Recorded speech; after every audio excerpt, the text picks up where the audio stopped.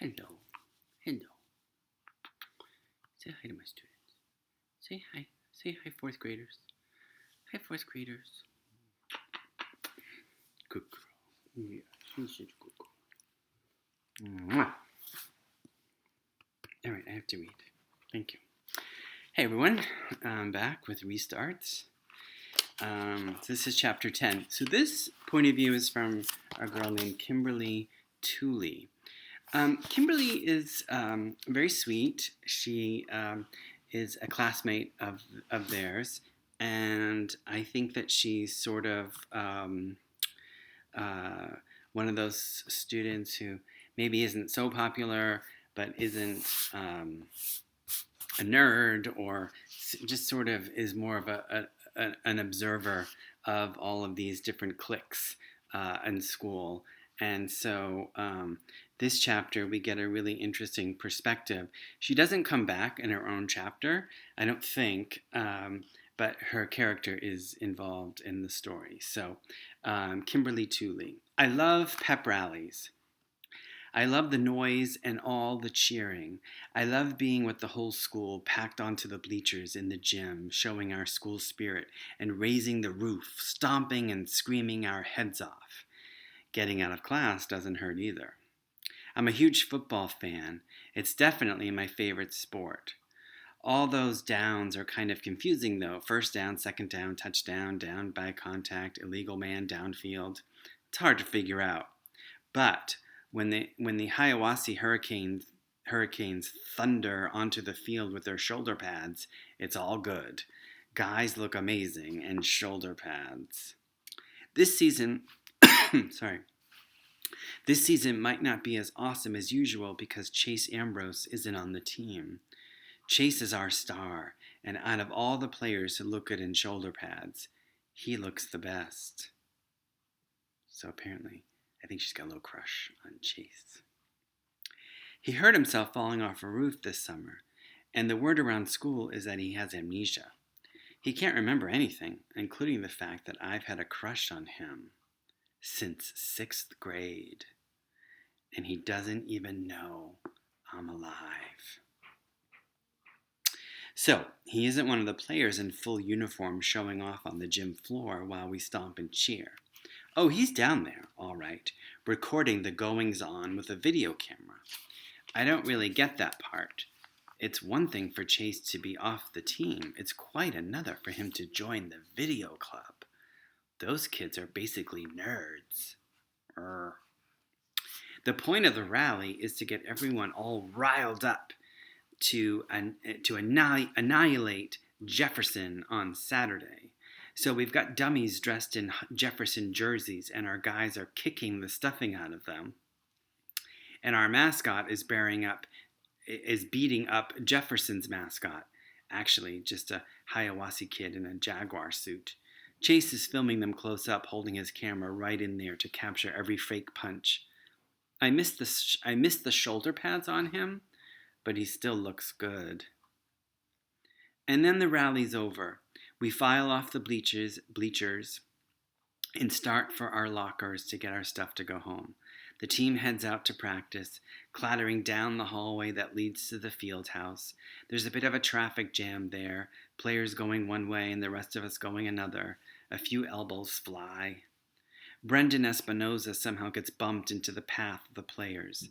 That's typical Brendan, who could cross an empty parking lot and slip on the one banana peel and left in the middle. The guys know Brendan and make a game of bouncing him around like he's a soccer ball. Pretty soon the team is laughing and the kids are all laughing, and Brendan is flying back and forth, holding on to his camera for dear life. It's pretty funny. A chant goes up while Brandon flails around. It's like the whole football team is calling out, "Pass it, pass it, pass it." Only he's the it that they're passing.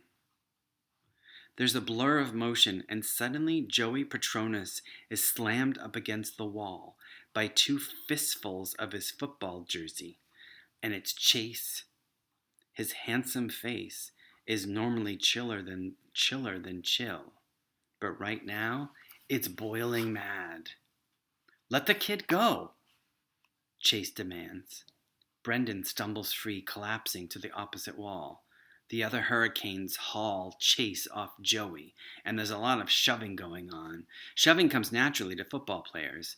It's even part of the game. Every player starts off with two lines of guys shoving each other. Two Hurricanes hold Chase, struggling by the arms. Chase looks almost small, dwarfed by all those players in pads and cleats. Aaron and Bear muscle into the center of the action, putting themselves between Joey and Chase. Dial it down, Aaron orders. We're all teammates here. What did that guy ever do to you, huh? Chase spits at Joey, yanking his arms free. Like you've got anything to say about it? Joey shoots back. What's that supposed to mean? Says Chase. Joey indicates Brendan, who's dusting himself off, surrounded by his fellow video clubbers. Yeah, right. Like you never had a little fun with Espinoza over there. I laugh at that one because no one messed with the dweebs more than Chase, Aaron, and Bear. But Chase looks so mystified that it hits me. If he really has amnesia, it is possible that he doesn't remember. Chase addresses the entire team. We were shooting your pep rally to make you look good. You're welcome. The players stare at him in horror. He has no clue what he said to upset them, but I do. He said, we. We, the video club. You, the team. So there's a separation there. The football players are like, wait a minute. You're part of them now? You're not part of us?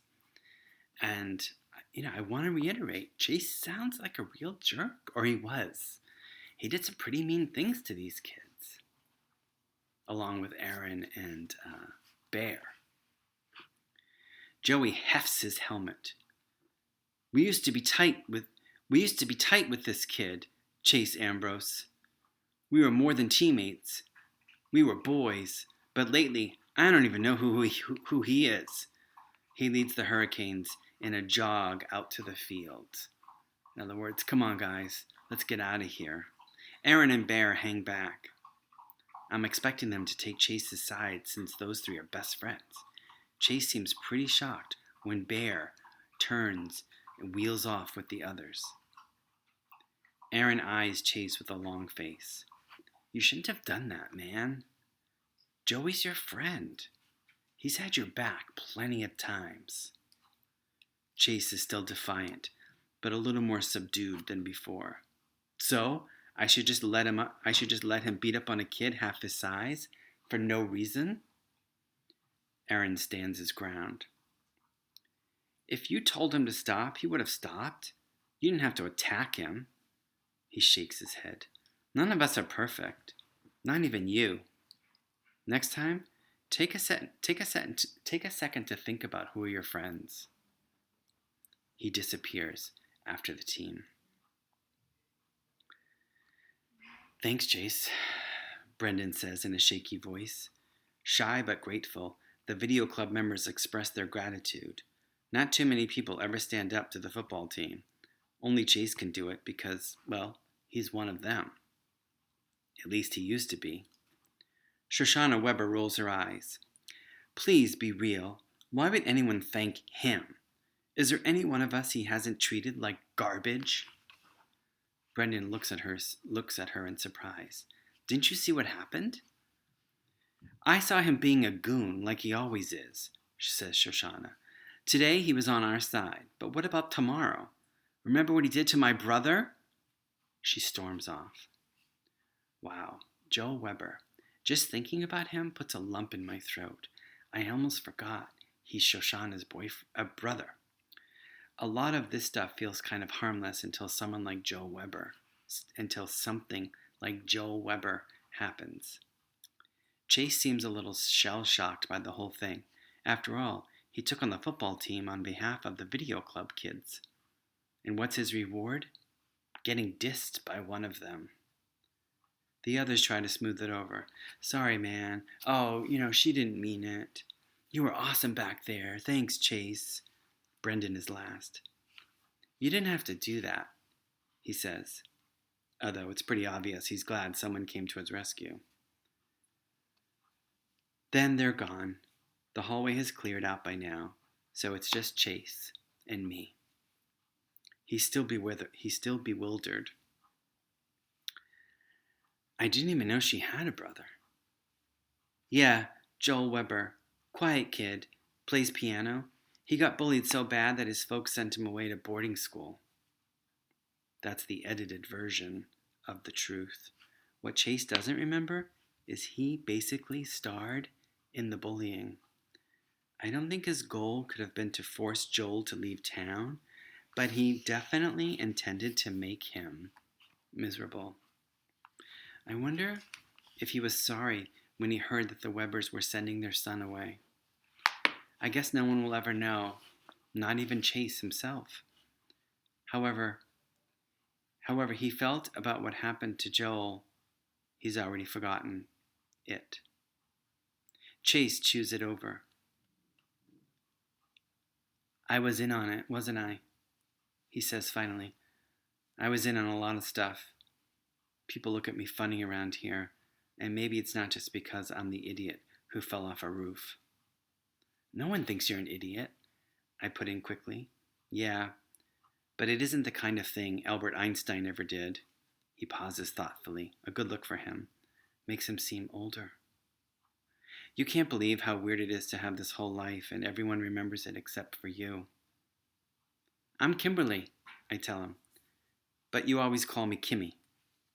Not exactly true, but how's he ever going to know? I always wanted him to call me Kimmy. We shake hands like two business people meeting for the first time. Well, I'm late for video club, he tells me. See ya, Kimmy. I'm speechless, so I just wave at him. This has to be the best day ever. If Chase forgot everything, it means he also doesn't remember that he's totally out of my league. I have to join the video club as soon as possible. Okay, so that chapter is from Kimberly's perspective. I think it's used to help us as readers. At some point, there needed to be a conversation with Chase about, someone had to be honest with them to say, yeah, you were in on a lot of this stuff. You were part of this. It's complicated. And then you have this girl who has this, crush on him. So, she knows he's a jerk, but she can't help it. He's also sort of cute. And he's the quarterback on the football team and blah, blah, blah. And so she's kind of boy crazy. Not boy crazy, but she has a crush on him. And that's normal, So she has a nice little moment with him. And we'll see what happens. Okay, chapter 11, Aaron Hakimian.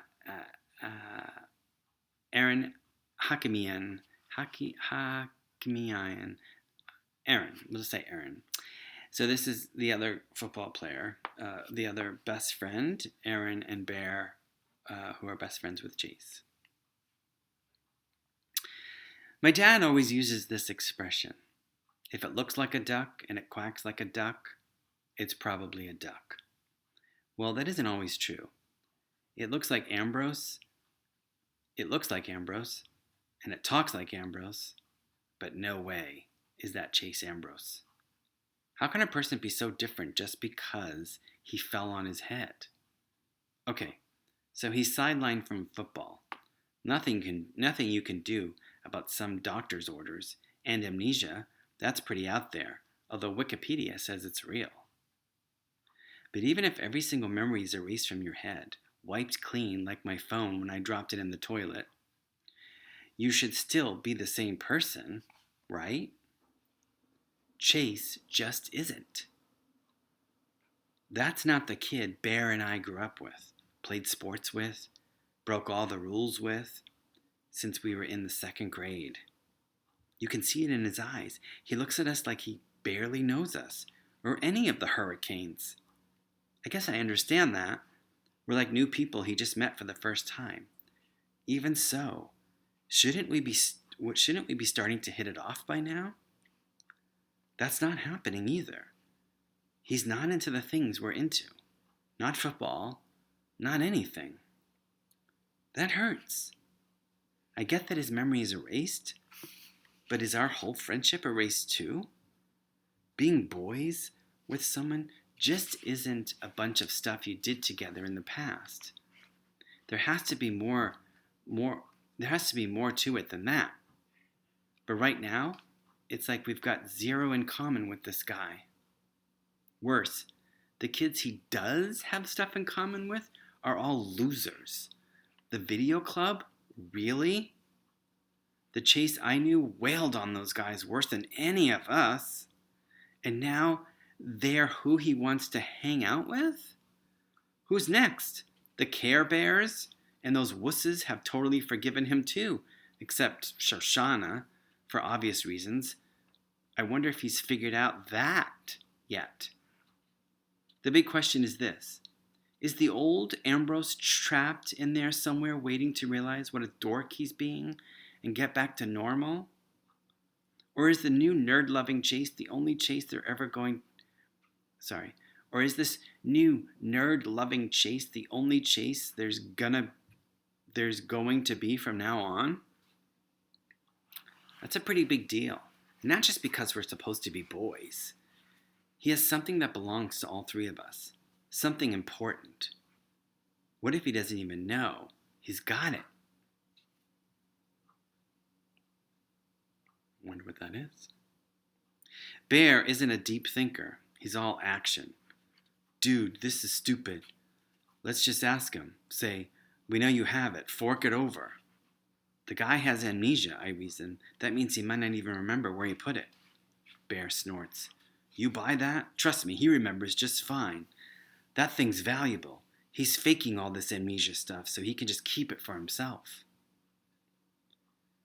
You're talking about our boy, I exclaim angrily, giving him a shove that would put one of those video dweebs halfway across town. You're a jerk for even thinking it. He shoves me back. Yeah, well then you're a jerk, because I know you're thinking it too. But I'm not thinking it, honestly. If Chase is just punking us with all this amnesia stuff, that would be better. If tomorrow he says, fooled you, I might be ticked off for a day or so. Then I'd shake his hand for putting one over on us. Mostly, I'd be glad to have the old Chase back. One way or the other, we've got a problem, I tell him. If we face him with it, and he honestly doesn't remember, then we've just confessed to a guy who really isn't our friend anymore. Big deal. It is a big deal, I persist, because the new Chase is a goody-goody. He stands up for the losers. He does community service when he doesn't even have to. If he forgot what we did, I don't want to remind him. A guy like that could turn all three of us in because it's the right thing to do. Unless he's lying, Bear adds grimly. And we'll deal with that too if necessary. We'll just have to wait and see. So there's a big secret. I wonder what it is. There's nothing more frustrating than trying to squeeze the truth out of someone when you can't let him know what you're trying to get out of him to say. I'm a plain guy. I like plain talk. But in this case, it's too dangerous. Our best chance to coax it out of him is at the Graybeard Motel. But it's not so easy there either. Bad enough he does community service when he's off the hook. Why does he have to be so gung-ho about it? It's depressing to watch him.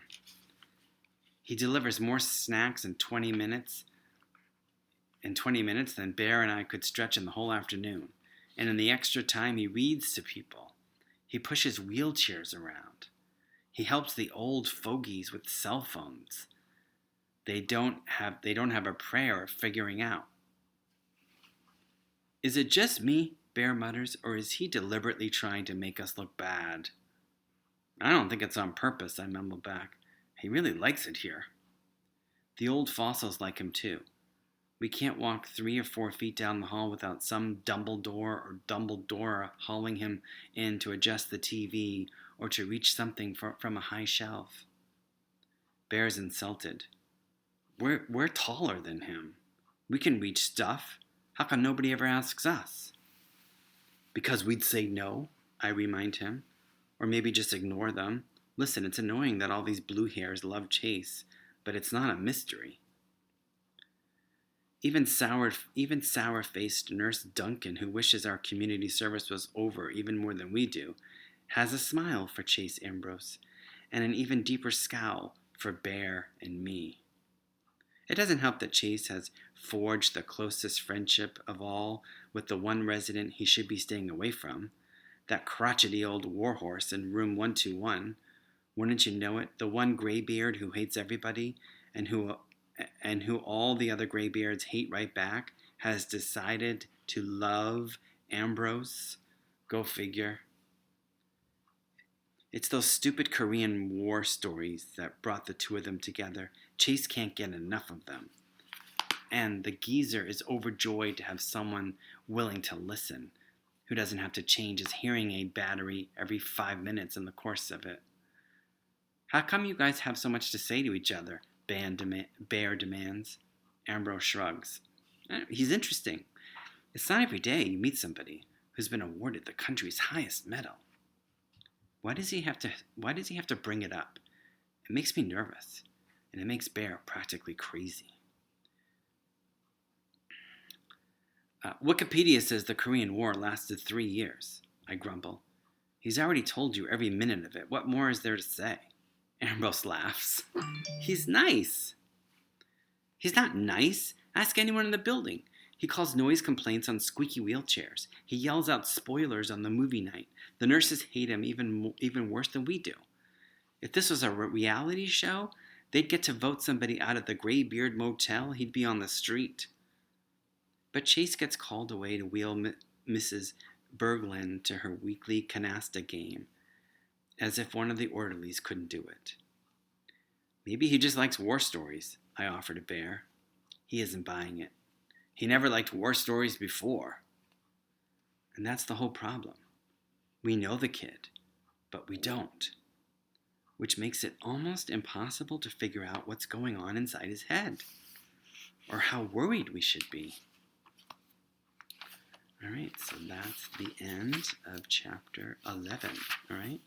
So Bear and Aaron, they're his buds, they're his boys, but they don't like what they see.